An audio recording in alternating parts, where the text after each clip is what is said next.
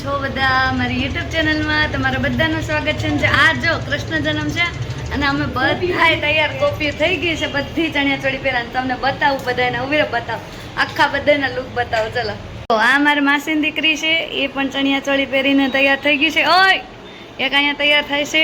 આ મારા ફઈની દીકરી છે. હા, આ મામા ફઈના આ તૈયાર થઈ ગયા છે. જો એ બેના ચણિયા ચોળીને મારા બતાવું, ઉભા રહ્યો. ચાલો હવે મારા ચણિયા ચોળી બતાવું. પૂરો લુક તો આમાં નહીં દેખાય, જુગાડ કરીને કંઈક બતાવીએ. આ મારું સેટ છે.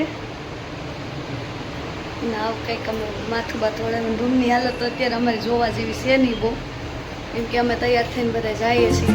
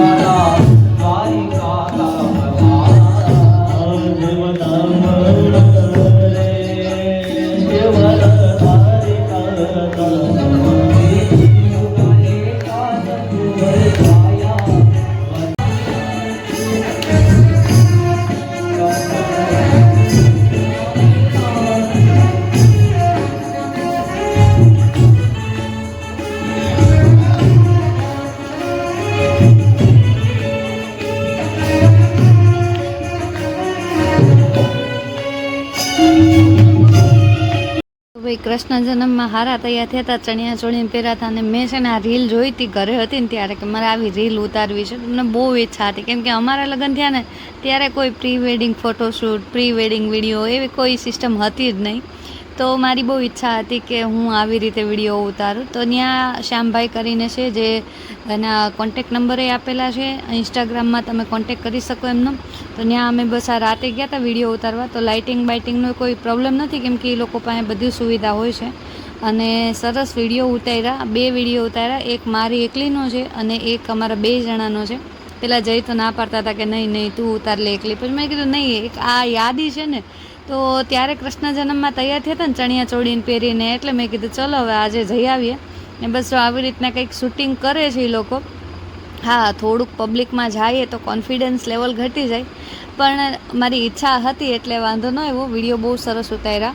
ને બસ જો હવે આ દ્વારકાની ગલીમાં અમને અલગ અલગ લોકેશન ઉપર લઈ જાય છે શ્યામભાઈ કે હાલો અહીંયા જાય કેમ કે એનું પ્રોફેશનલ રીતે કામ છે એટલે એને ખબર હોય. તો બસ અમે દ્વારકાની ગલીઓમાં રાતે આટા મારતા હતા. ને આગળ તમે જોયું એમ કૃષ્ણ જન્મમાં બહુ મજા આવી. અને કમેન્ટ કરીને કહેજો ભાઈ ચણિયાચોળી કેવા લાગે છે. આ ચણિયાચોળી લીધા ને ત્યારે મેં બધા પાસેથી સજેશન માંગ્યું હતું, વિડીયો બનાવ્યો તો મને આમાં કઈ દુપટ્ટો સારો લાગશે. તો ફાઇનલી છેલ્લે પછી મેં વ્હાઇટ દુપટ્ટો રાખ્યો અને અમે 2 જણાએ મેચિંગ કર્યું છે. તો પ્લીઝ કહેજો કમેન્ટ કરીને કે કેવા લાગે છે. અને જય શ્રી કૃષ્ણ કમેન્ટમાં લખવાનું ભૂલતા નહીં.